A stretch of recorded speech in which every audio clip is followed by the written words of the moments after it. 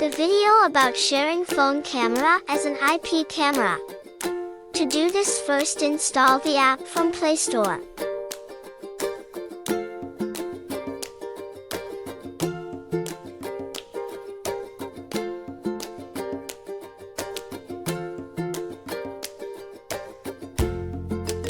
Open the app.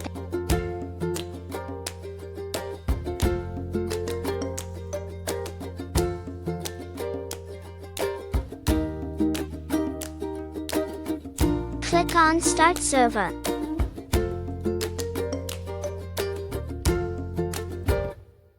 The camera has been streaming now. To view on computer, the computer should be on same network. You can see an IP address on screen. Enter the IP address in your computer web browser. Hurry!